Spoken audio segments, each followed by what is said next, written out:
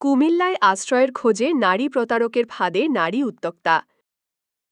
একটু আশ্রয়ের সন্ধানে সিলেট থেকে কুমিল্লায় আসেন এক নারী। তার অসহায়তের কথা শুনে তার ভরণ পোষণ সহ সকল দায়িত্ব নিতে আগ্রহ দেখান কুমিল্লার ১৪ গ্রামের নারী উদ্যোক্তা খাদিজা আক্তার কলি নামের আরেক নারী। শুধু আশ্রয় নয়, তার নিজ প্রতিষ্ঠিত পার্সোনা বিউটি পার্লারে তাকে কাজ শেখান।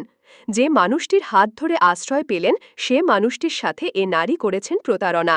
শুধু প্রতারণা নয়, তার বাসা থেকে গত ৬ জুন স্বর্ণালঙ্কার চুরি করে পালিয়ে যান অন্যত্র। পালিয়ে গিয়ে ক্ষান্ত নয়, সে এখন কুমিল্লা ইপিজেডে নিজের পরিচয় গোপন রেখে নামে মাত্র চাকুরি করছেন। যে সার্টিফিকেট দিয়ে চাকুরি, সেটিও নকল সার্টিফিকেট বলে প্রমাণ পাওয়া যায়।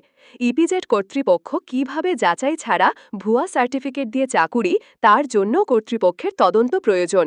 নামে মাত্র এ চাকুরির আড়ালে চলছে অনৈতিক কর্মকাণ্ড, যার প্রমাণস্বরূপ তার টিকটক আইডিতে চোখ বুঝালে বোঝা যাবে সেই অসহায় মেয়েটির চলাফেরা এখন অনেকটাই পরিবর্তন। সে যেসব ড্রেস পরে টিকটক করে, তাও ওই আশ্রয়দানকারী নারীর ক্রয়কৃত ড্রেস। তিনি আশ্রয় দিয়ে আজ ভয়াবহ প্রতারণার শিকার।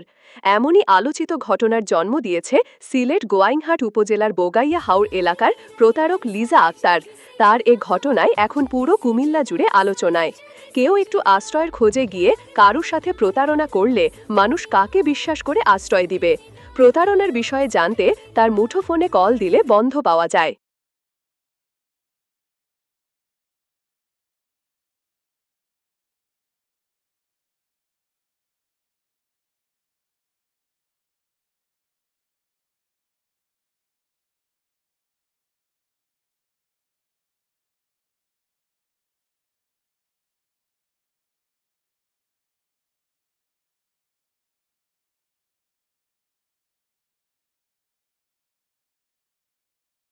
আমি নাকি নাটক করি?